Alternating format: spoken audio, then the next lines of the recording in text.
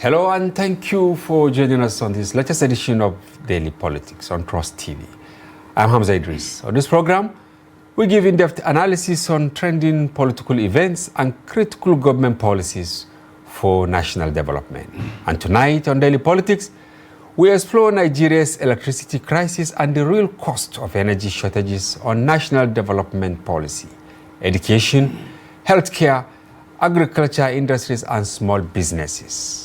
In 2024 alone, Nigeria's national grid collapsed 12 times, leaving millions in darkness. The World Bank says about 86 million Nigerians, representing 40% of the population, still lack access to electricity, the highest electricity deficit in the world. About 47 million pupils and teachers in purported smart schools across Nigeria are set to receive free laptops and tablets this year under a new federal government initiative aimed at improving access to quality education. But is it possible for the government to achieve its dreams in education, health, and agriculture without electricity? For answers to this and many more issues on this topic, let's welcome our guest, Dr. Abdullahi from the Department of Economics and Development Studies, Federal University of Kashiri in Gombe State. Doctor, welcome to our studio. Thank you, our editor. Nice being with you. Thank you for having me this evening. And thank you, viewers, once again. Before we commence the program, here are some tidbits. Former President Goodluck Jonathan and the National Chairman of the African Democratic Congress, David Mark, met after the party's first National Caucus meeting in Abuja on Thursday. The visit to Mark late on Thursday came amid speculations about the former president contesting the 2027 presidential election. And elsewhere, the management of Dangote Petroleum Refinery and Petrochemicals has embarked on a sweeping reorganization of its operations and workforce, leading to the sacking of hundreds of workers. The refinery said the decision was taken in response to repeated sabotage by staff members that threatened the operational safety of the 650,000 barrels per day facility. The refinery, which commenced production in 2024, amid fanfare and expectations of ending Nigeria's decades-long reliance on imported petroleum products, is already battling operational turbulence and industrial disputes. Once again, welcome to Daily Politics. Doctor, let's start with our tidbits. Maybe we should start with politics. You know, Nigerians love politics. Even though the basement of our conversation today is the economics of electricity. David Mark and Jonathan. You know, Jonathan was a bit quiet for a long time, but beginning this year, barely a week without hearing the voice of Jonathan. What is your take? Well, actually, when we look at the personality of the former president, Goodluck Ebele Jonathan, I think he's one of those people we can say politically in Nigeria, one of the cool-headed people in the politics of Nigeria. But then, after his vacation of office in 2015, Jonathan proved to be one politician, one leader of Nigeria that so much loves Nigeria as far as Nigerians look at him today. But for the simple fact that he was able to organize and oversee an election that was adjudged to be one of the fairest elections in the country. And despite the fact he was one of the contestants in the country, Jonathan gave the Independent National Electoral Commission the free hand to conduct the election, and then he succumbed to the wishes and aspirations of Nigerians that they didn't wanted him to be in the office despite the fact he was having the opportunity to cause confusion in the country. In terms of material, in terms of possession, he has the security at his disposal. He has the power. He had the power, unlimited money. And I was following the trend of Jonathan in one of the international occasions in the U.S. He was one time saying that he was called the chairman of the occasion then. He was saying that as at the day he was to vacate office in 2015, most of the people around him didn't believe he could leave the office, because they gave him all the advices that he should never vacate the office, no, at whatever the cost is. He said, look, I am that person who came up from a very relegated background. He repeated that I was having no shoe in me. I was shoeless. And here is Nigeria that loved me. I came from the trash to the highest authority in the country. And this just of me, for the simple desires of myself, let me come and crumble Nigeria and put Nigeria into troubles. I will not do that. But beyond the optics of being modest, I mean, or simple, or whatever, people believe that he didn't do well in terms of managing that. Well, to be candid, in terms of, let me say, maybe because of how simple-headed he was, leadership sometimes doesn't require simplicity much. Yeah, not to be, like sometimes you should be simple. It's a carrot and stick. You give carrot, when they eat, you beat the stick again. That's how the leadership is supposed to be. And besides, also seeing Jonathan with David Mark coming maybe from the opposition side this time around, I think it's one of the beauties of democracy.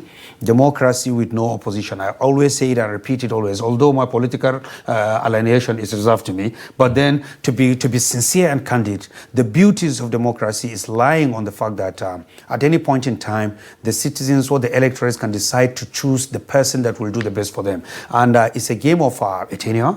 At a period of time, you are given just 4 years. If you perform well, then the people can re-elect you and you come back. And that's why democracy is much different from any other form of government. Now, looking at the pedigree of David Mark, former Senate president, and it was said that it was during his tenure that we had one of the, best performing senates.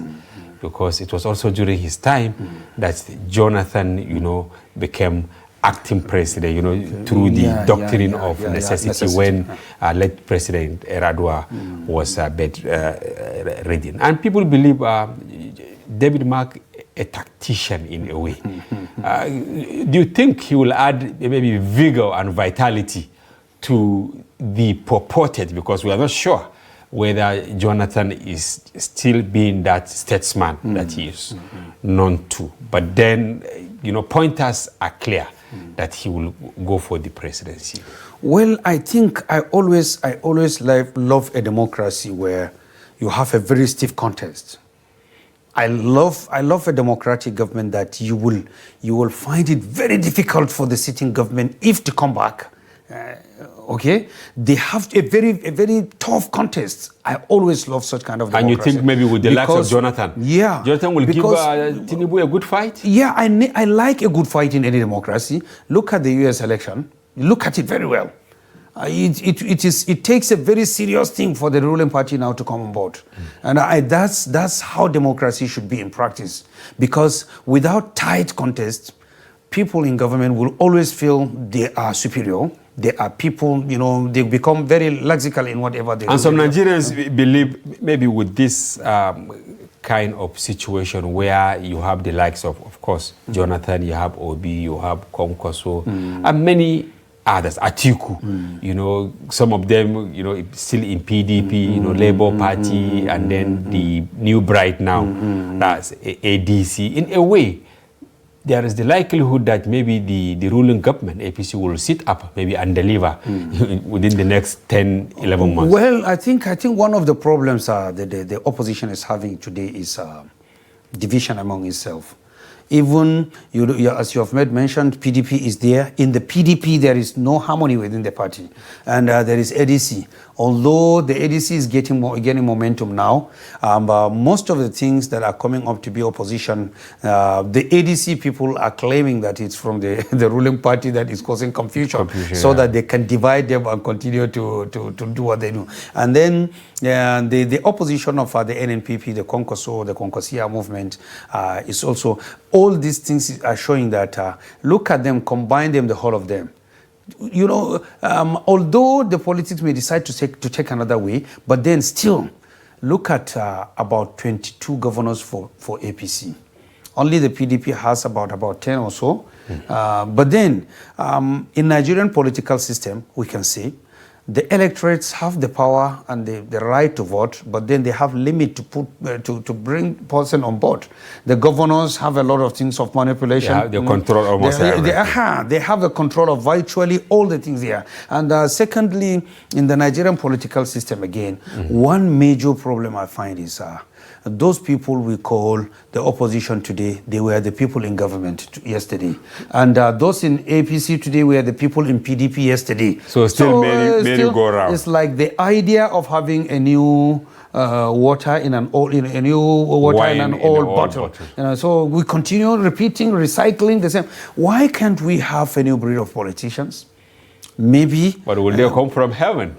Anyway, let's move to the order briefly. The Dangote and his workers. We woke up today with the news that he has sacked, of course, some sources in hundreds. We don't have the actual number. But then the company admitted that, of course, he didn't say that he sacked them, but then they have been relieved of their jobs because the company claimed that they are sabotaging his operations. And you know, for weeks, there is this fight between NUPEN, that is petroleum workers, and the Dangote refinery. Do you think, looking at the forces against Dangote, will he really survive this endless fight, left, right, and center? Well, to be candid with you, if it is my own view, I will always love and support Dangote. Why? Because he is one of the drivers and movers of the Nigerian economy. Without people like Dangote, the Nigerian economy today, we wouldn't have gotten cement in the amount we require. But the people believe that it is a kind of monopoly. That is why the cement is almost 10,000 now. But capitalist economy operates with freedom. If Dangote monopolizes cement production, why can't we have an opposition and other competitors? Of course, there are about 4 or 5 now. There is no any law in Nigeria preventing anybody from setting up another. Is it the same thing with the refinery? It's the same thing with the refinery. With the Petroleum Industry Act in Nigeria, it has made it easy for anybody, everyone in the country to set up a petroleum company.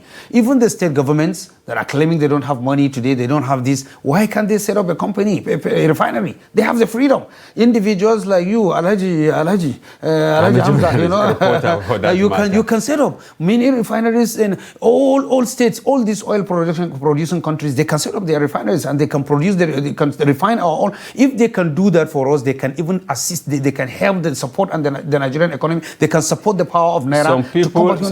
Some people believe there are some forces behind the opposition against Dangote. Some people believe that this Nupeng, Dapman, and all that Pengasin Oga chief editor.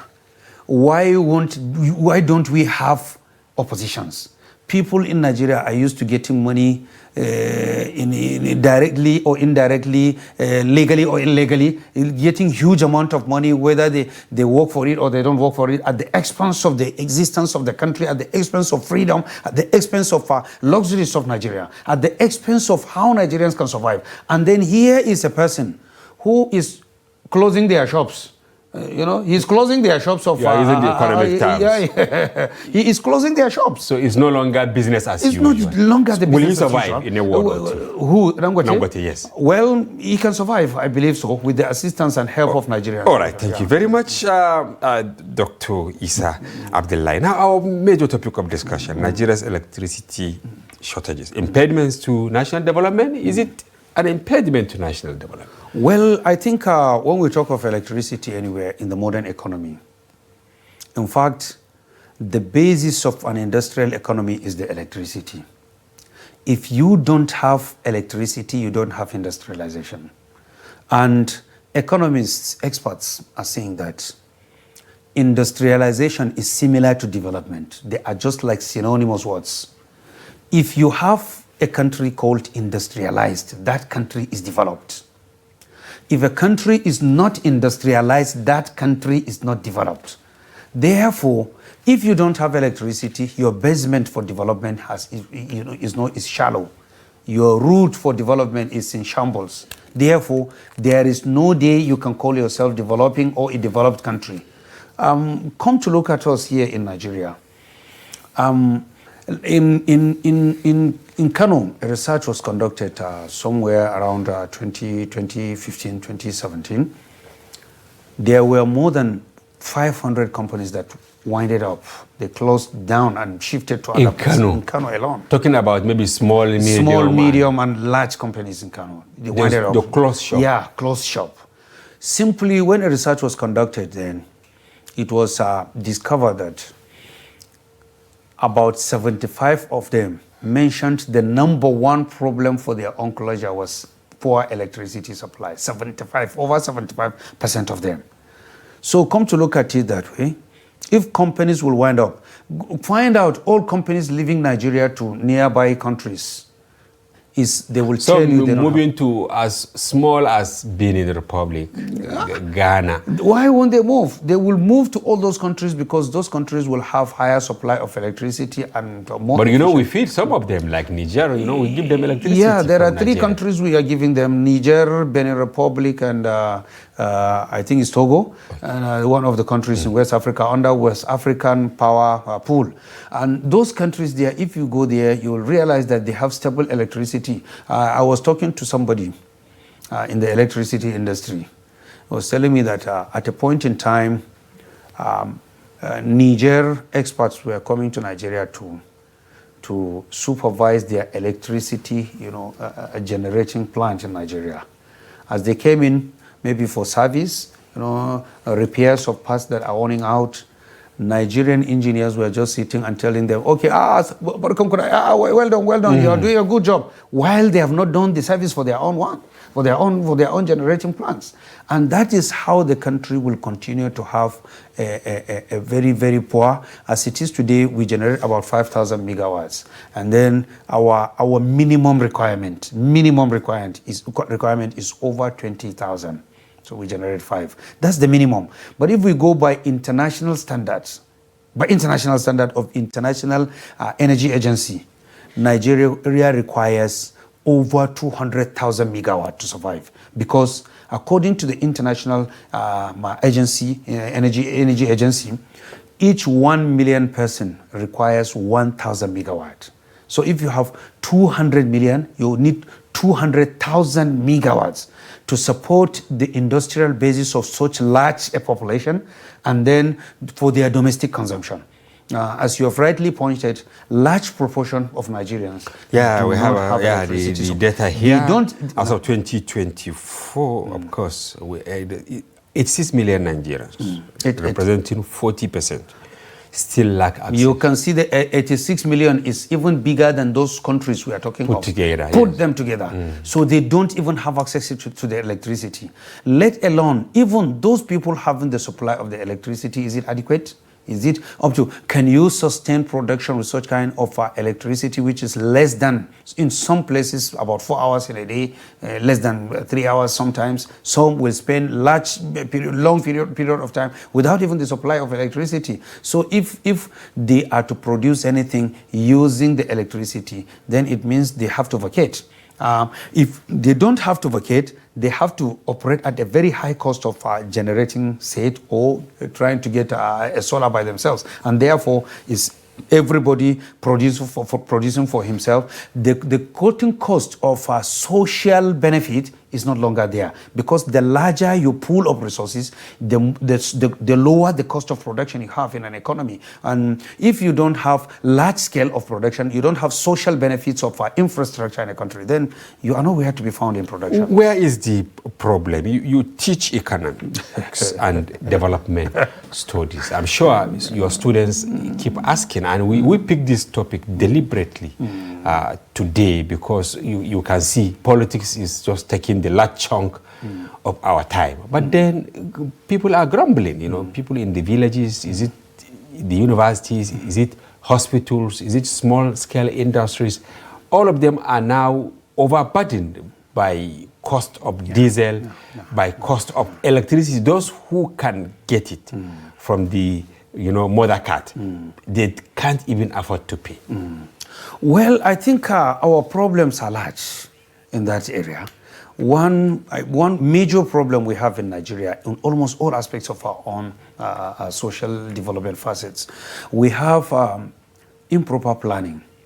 We find it very difficult to forecast. Even, you are saying whether the universities, I don't know. Yeah. Sometimes people keep asking, where are you economists? You are the. There was a time when I was serving in a Boeing state.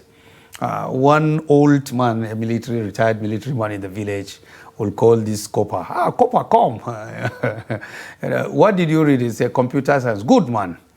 Good man. You will prosper. What did you read? He said, I read engineering. Good man. When I came, I said, what did you read? I said, economics. Stupid people. How many people who killed this country? You destroyed the country. Yes. With your formulas and all that. Yes. Giving figures. But then, are the people in power heeding to our advices? Do you advise well? Of course, we are not political advisors to them then, or economic advisors, but then we give them free advice on air. We give them free conference resolutions. We give them free communiques in workshops.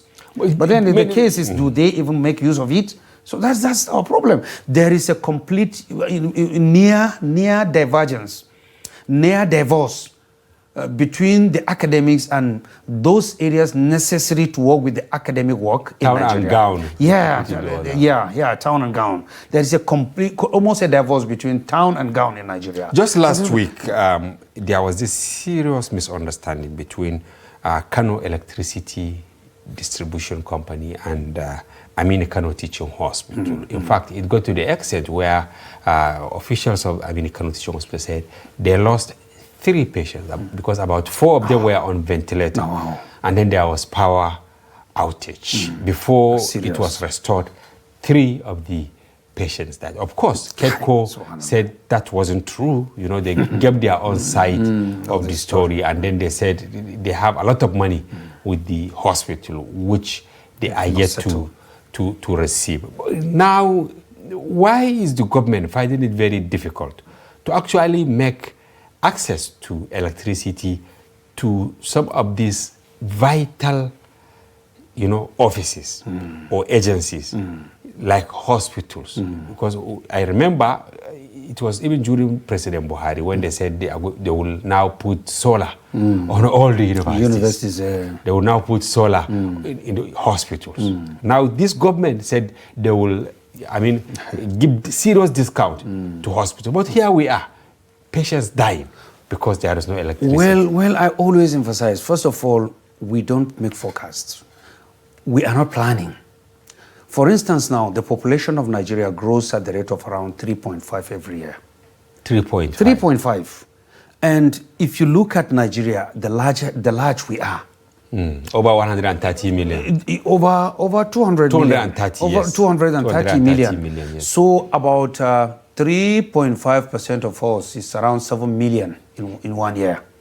In 1 year. This is, and maybe it's even a conservative. It is conservative, really. It is really conservative. That's based on the 2016 population projection. Yes, and any other thing is speculation. It's speculation. Of course, they use some parameters to do that. And the higher, the longer it takes in projection, the more inaccurate it is. The closer it is to the origin, the more accurate it is. But then, look at us.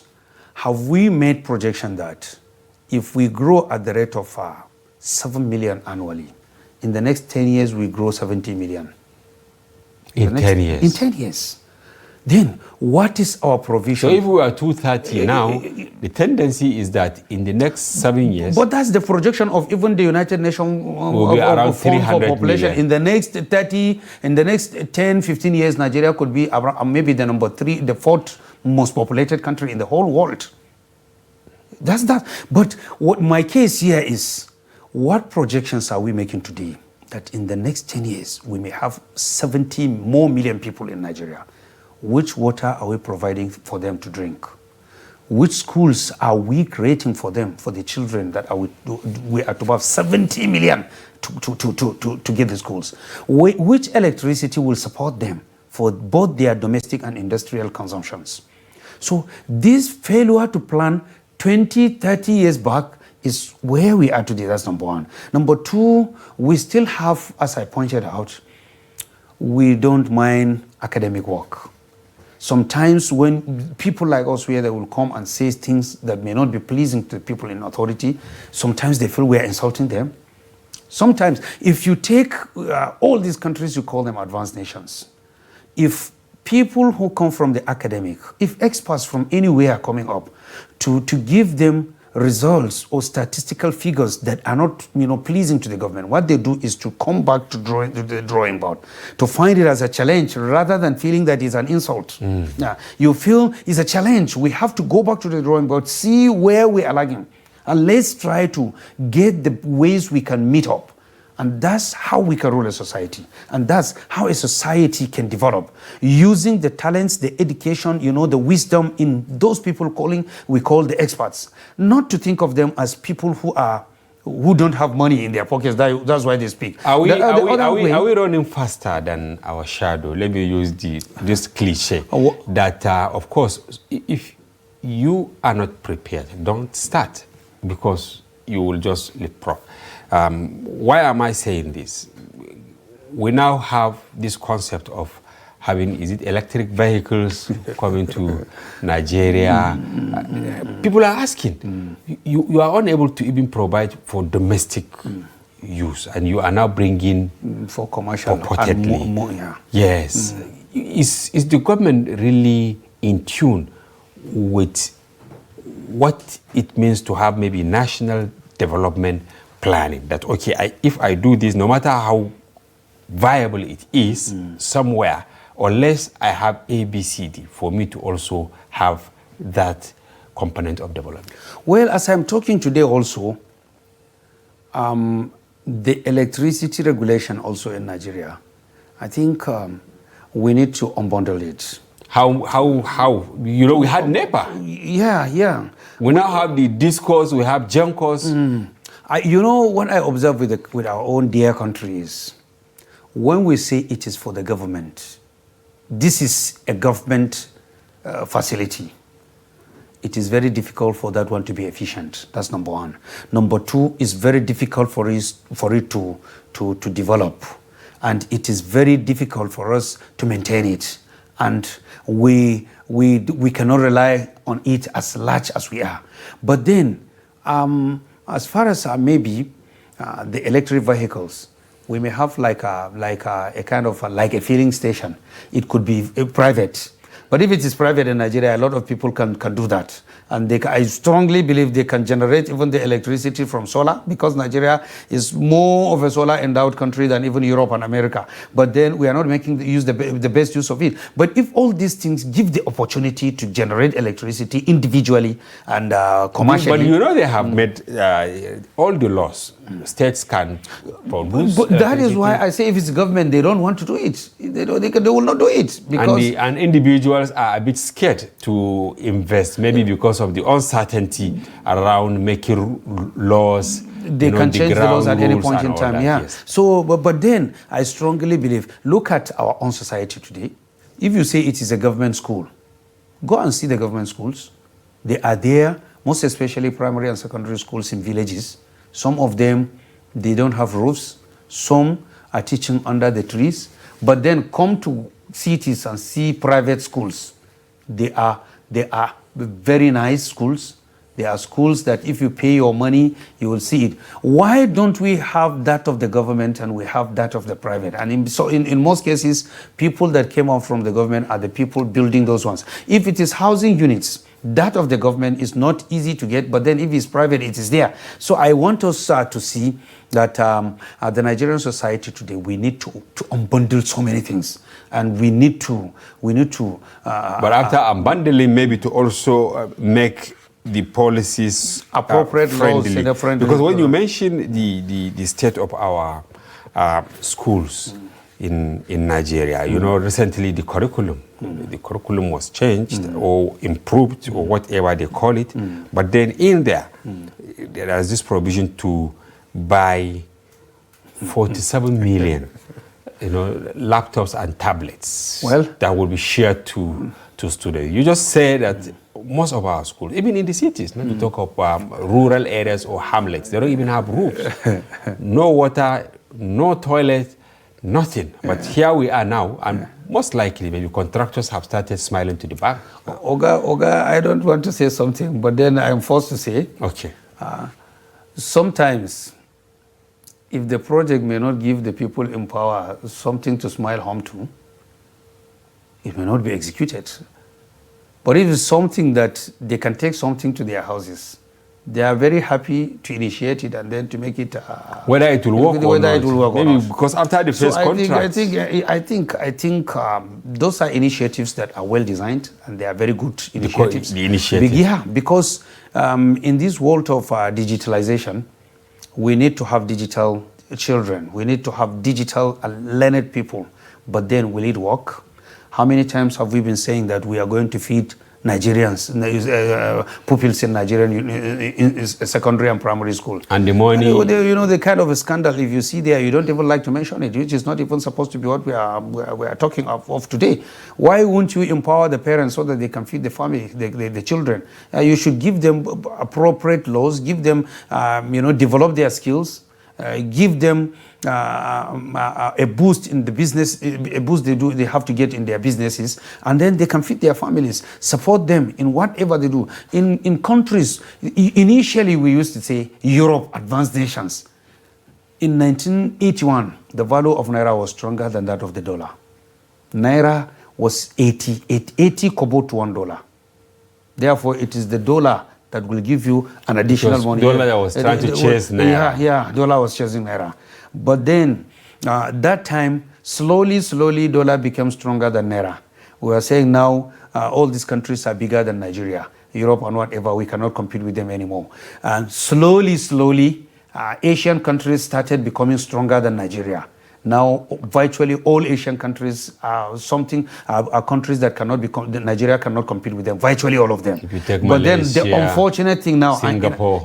in Africa now, Malaysia, Singapore, Thailand, Indonesia, mention all of them, India. In those days, Indian people were, they taught us in secondary school. They were the people coming here to teach in secondary school. Because they want to get Naira. Because they wanted to be paid in Naira. Because the Naira was stronger, far stronger than their own domestic currencies. And now Nigerians are trooping to India, Indian schools, Indian universities, Indian hospitals, Indian whatever. Now visa to India is almost 1 million Naira for you to get a visa to India. And then come to look at it now, after all that, in Africa now, we were initially saying we were the giant of Africa. Now we have stopped saying that because South Africa is far better than Nigeria, far stronger economically in terms of GDP per capita, in terms of employment generation, in terms of productivity and standard of living. In South Africa today, they produce their cars, in fact, they have started producing aeroplanes. Most of the military gadgets and equipment they use in their own domestic and international military activities, they produce domestically. And they have large number of employed people and strong currency compared to that of Nigeria. What is the connection with that, with electricity supply? The connection is that if you don't have electricity, like South Africa, with the population of about 60 million, I think South Africa has almost 40,000 megawatts now today. Therefore, they have support for they are just around 60 million. And that's why, if you look at the budget of South Africa today for 1 year, it's like the budget of Nigeria of that of 10 years. In terms, when you convert the currency to Naira, South Africa budgets are almost about Very huge. About 200 trillion naira, or close to 200 trillion naira. When you convert it to value of naira. Yeah, that's the budget of South Africa, because they have sound industrial base. In fact, South Africa is being classified by Europe as an industrialized nation. I recall when I was writing a paper about AGOA, that is African Growth Opportunity Act of the United States of America. I came to a point when I discovered that even the government of the United States of America that brought in that idea of supporting African countries to take in their own domestic, locally manufactured products into US without in the free trade zone without charging them any taxation. They think South Africa, that used to benefit for the past 10, 15 years in AGOA, they are about to stop them, because the indices in South Africa is pointing out that South Africa is now a developed country. But look at us here. Come to countries of North Africa, go to Morocco, go to Tunisia, go to Algeria, go to Egypt. You see them producing what they consume and consuming what they produce. Because they have the power. They have the power, they have the electricity. Look at Egypt. Egypt, the only source of water is River Nile, but they were able to dredge that water from the extreme end of where River Nile is to the interior, They build canals. They build canals, about 8 channels of water distribution in the country. That's the water they use for electricity generation, for their irrigation, domestic and industrial consumption. And come and look at them now. They are very serious in what they do. Their standard of living is very high. Their budgets are larger than the budgets of Nigeria. And then they have one of the best military and security in the whole Africa. African countries now, if you talk of universities, in terms of payment of, you cannot have a sound university without when the lecturer does not have food to eat. You can't have a good secondary school when the teacher in secondary school will have to go and buy hen in a local market to sell for him to get what to eat. Or a teacher going to cut trees and then come and sell it like firewood in the country or in the country market, or he will go and do gawayi charcoal in the local market. When he runs there, now what time will he have to come and revise his lectures? What time will he have to come to conduct research? What time will he have to come and write lesson notes and then prepare to go to the class in a rush? He has to, or the teacher has to go to 3, 4, 5 schools in one day for him to meet up at the end of the month for the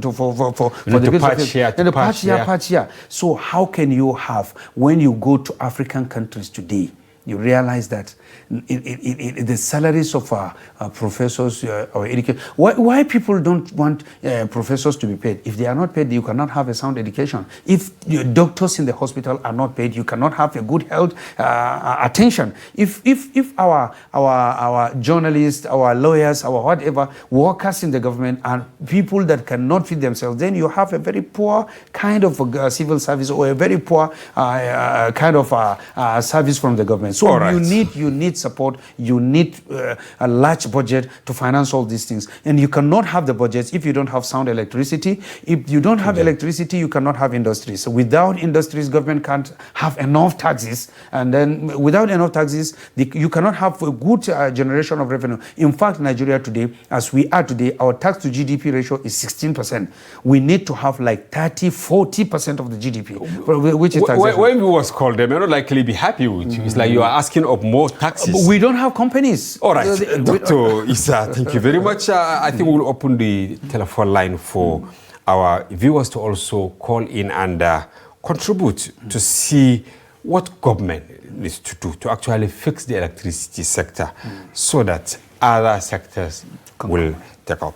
And use the telephone line, viewers, and call. Please don't use foul language. Go straight to the point. The major topic of discussion is how do we address our electricity challenge so that other sectors will also pick up. We are waiting for your call. And here in the studio, we still have Dr. Issa Abdullahi from the Department of Economics and Development Studies, Federal University, Kashiri in Gombe State. I want, before we get our call, you know, when this government came, the subsidy on electricity was actually removed. And they said it was to free money for GENCOs and DISCOs to buy equipment so that they can now improve the quantity and quality of electricity, which according to them will invariably lead to less cost of electricity. But here we are now, band A, band B. If you are on band A, you know where you belong. And if you are in band B or C or D or E,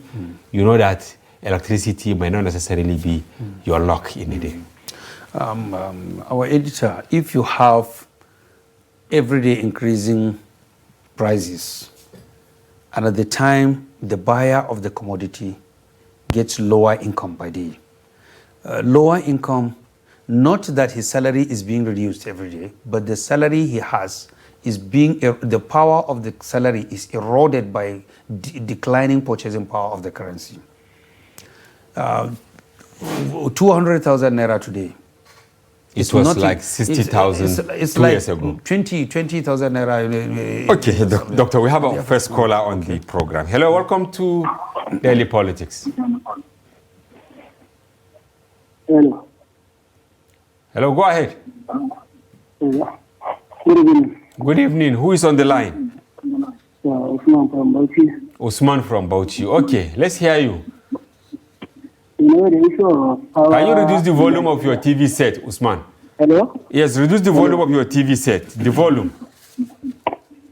Okay, okay, then raise your voice. Okay. Hello. Okay, we can hear you. Go ahead. I say, you know, the issue of power in Nigeria, there is certain factors that they can never ignore if you want to implement the power supply in Nigeria. And that factor, they are untouchable. You heard what he said, Doctor? There are factors impeding power supply, and that factors are untouchable. Okay, how do you mean, Usman? Oh, we lost the call. But maybe he spoke in parable. I don't know. Maybe some people don't want the power sector. You know, but why are we fixated with myth? I mean, growing up, they said people who import generators, they are the people who are sabotaging the power sector. Well, I don't want to believe that. I think we generally have a problem within our own selves in the country. When we talk of our people that are to correct the system. Now, we conducted a simple survey in the class of the students. If you ask the students now, how many of you would like to be the lecturers after graduating the university? You hardly find one or two of them. Because there is no incentive. Because they look at us, they see what we are, they know what we are. They know. But you ask them now, invariably, what do you want to become? Virtually all of them will say, I want to work in CBN. The next person will say, I want to work in NPC. Or in one of the discourse. Or in one of the discourse. The other person will say, I want to be a custom officer. Because... okay, we have another caller on the line. Yes, hello? Hello? Who is on the line? Okay, we lost the call. Okay. Okay. Okay, there's another one. Yes, that was why we gave you ample time to actually talk. Sorry for the obstruction. Yes, hello, welcome to the program. So thank you. You are speaking with Muhammad from Bauchi. Muhammad, okay, like Usman from Bauchi. Today is Bauchi's people. Yeah. Okay, go ahead. My own contribution about the system of the electricity in Nigeria. Before we have this ban A, ban B, ban C, we didn't know understanding what the government has been doing. The people that are voting them into the government, instead of them to put the ban A for the people that have low income, then they will enjoy the country, they will enjoy the voting they have vote the government. But the people that are voting the government, they are suffering for the light. Ban B, you can just ban B, you can get light for 5 hours a day or 6 hours. Ban A, they are enjoying 20 hours or 18 hours. Okay. So the light is now for the people that they are richest. The country people that are just living in the country. We are not happy with for the minister have enjoying reserving the light from ban A to ban B, ban C. You have to allow the people to enjoy the light. But can people pay, Mohammed? They said they have been subsidizing, and it's no longer a tea party that people should be able to pay for the services they want to get. It's our country. We are not buying the light from the country. the system. So government We have must to enjoy make our it country. available. We have to enjoy our country like before. Even them, before they are voting, they enter the government, they are enjoying the light. They are not paying band A, band B, band C. They are not paying the higher price of light we are paying now. Okay, thank you very much, Mohammed. All right, all right. So Mohammed is talking about, if I understand him, there is nothing like subsidy, because if things were done the way they should be done, they can fix each other seamlessly. Editor, assuming we have you can see the ample dams we have, you know, the solar that we have, is it the coal, you know, so many options that we can harness to have electricity. We have another caller. Okay. Yes, hello. Hello? Yes, good evening and welcome to Daily Politics. Let's hear your take. How are you? Am I on to Trust TV? Exactly. Okay. Yes. I want to make a contribution. Okay, please go ahead. Okay. Is it your guest? Your guest is Mala Usman? No, my guest is Dr. Isa Abdullahi from the Department of Economics, Federal University, Kashiri, yes. Okay. All right, thank you. Oh, is that all? Okay, thank you. Okay, I wanted to hear, because we are running short of time, yes. Okay, what is your take on the electricity situation in Nigeria? Okay, my take on the electricity situation in Nigeria is that just the way that the professor has made it clear is we need to unbundle this electricity matter. Okay. Because if it is being unbundled, we'll be able to at least get better services. If not because of this, what do you call it, kind of people that are now having the discourse with them, they are not giving us the good services. But once it's been unbundled, just the way we are seeing in the petroleum energy sector, now that is happening. So maybe if that place is unbundled, we'll be able to move forward. All right. Thank you very much, Mohammed. He aligns with what you said. But as I earlier said, you know, when you look at the updated Electricity Act, they said, okay, individuals, if you have the resources, you can invest in both generation and I think to some extent to the distribution. Companies can do that. I mean, even local government can do that. So, but then, where is the encumbrance? What is really the problem? Why are people not forthcoming? Is it that they don't believe in Nigeria? Or there is another problem? They want maybe some people from the planet or wherever to come and fix this existential problem for us. Well, I think as we were talking, first you realize how the Nigerian... And we have less than 1 minute, I mean, to wrap up. So you have to, yes. The Nigerian Electricity Power Authority, NEPA, how it was sold to private individuals. The case was it properly sold? Was the financial requirement in it that was supposed to be sold? So if I understand, you are saying that right from the beginning of the privatization, we got it wrong. We got it wrong. And up till now, we are unable to fix it. We are unable to fix it. And secondly, is from the other aspect. After making the laws, are people even aware of the laws? Are they even aware? And then, how have we, like what we have in generation today, we generate over 7,000 megawatt, but the distribution could be around about 4,000. We have the one we have generated, which is lower than what we are supposed to have. We are not even making the best use of it, let alone of talking. So who will solve the problem finally? Solving the problem finally is government has to do a lot of things in making the people know that the laws have changed. Agents of the government like the Nigerian Orientation Agency, Ministry of Information, departments of government in charge of insemination of information. And then we have, again, the general public, state governments, governors, those states that have electricity, you know, power, you know, a lot of our water bodies around. They should harness them. They should harness those resources. Individuals can come in. We just can, do it Dangote. The way Dangote. Unfortunately, but you can see Dangote. You know, when we saw Dangote now, the danger, he wouldn't have been there. You wouldn't have been there. And a lot of people from outside see a lot of opportunities in Nigeria, while we in Nigeria, we see a lot of problems. All right, Dr. Issa, I wish we have more time. Thank you for your take on this. We hope to have you some other time. Yes, viewers, that's around the next package. We've been with Dr. Issa Abdullahi from the Department of Economics and Development Studies, Federal University, Kashere. Join us on Sunday for another interesting package of Sunday Politics. From here, I'm Hamza Idris. Good night.